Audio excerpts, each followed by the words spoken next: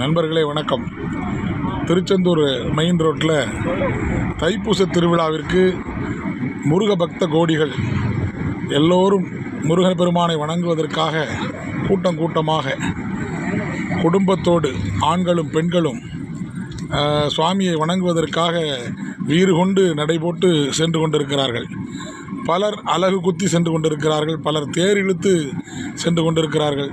இந்த பக்த கோடிகள் அத்தனை பேருக்கும் எல்லாம் வல்ல முருகப்பெருமான் எல்லா வளத்தையும் நலத்தையும் இவர்களுக்கு தந்தருள வேண்டும். இளைஞர்கள், குழந்தைகள், முதியவர்கள், வயதானவர்கள், பெண்கள், பணியில் இருக்கின்ற பெண்கள், பணியில் இருக்கின்ற ஆண்கள் அத்தனை பேரும் விடுமுறை போட்டுவிட்டு எம்பெருமான் முருகப்பெருமானை வணங்குவதற்காக திருச்செந்தூரை நோக்கி இந்த தைப்பூச திருவிழாவை கொண்டாடுவதற்கு சென்று கொண்டிருக்கின்றார்கள்.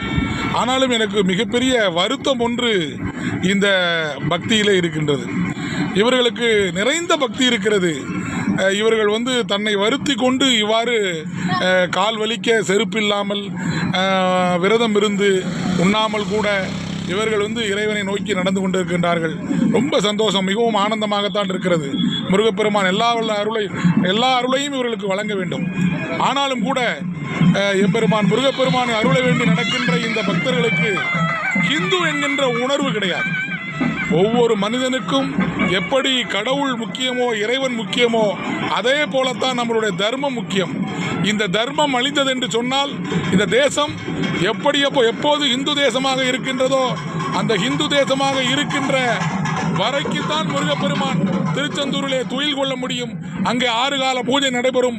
முருகப்பெருமானுடைய அத்தனை திருவிழாக்களும் நடைபெறும். தைப்பூசம் நடைபெறும், பங்குனி திருவிழா நடைபெறும், மாசி திருவிழா நடைபெறும், கந்த சஷ்டி நடைபெறும். ஆனால் இந்த தேசம் இந்து தேசமாக இருக்கின்ற வரைக்குத்தான் இத்தனையும்.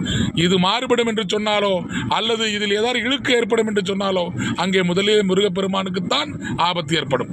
முருகப்பெருமானுடைய ஆலயத்துக்குத்தான் ஆபத்து ஏற்படும். எனவே இந்த தமிழகத்தை ஆண்டு கொண்டிருக்கின்ற இந்த திராவிட விஷமிகள் தீபத்தூணிலே தீபம் ஏற்றக்கூடாது என்பார்கள், நாளை உன் வீட்டிலே தீபம் ஏற்றக்கூடாது என்பார்கள். இன்று நீங்கள் நடந்து சென்று கொண்டிருக்கின்றீர்கள், நாளை உங்களை நடக்கக்கூடாது என்பார்கள். இந்த தெருவிலே இந்த சாலையிலே நடந்து செல்வதனால் போக்குவரத்துக்கு நெரிசல் ஏற்படுகிறது என்று ஏதாவது பொதுநல வழக்கு எவனாவது ஒரு கிறுக்கன் நீதிமன்றத்திலே தொடர்ந்தவுடன் அதற்கு தடை விதிப்பார்கள். இத்தனை விஷயங்களையும் நீங்கள் மாற்ற வேண்டும் என்று சொன்னால் இந்த தேசம் இந்து தேசமாக இருக்க வேண்டும். நீங்கள் உண்மையான இந்துவாக இருக்க வேண்டும்.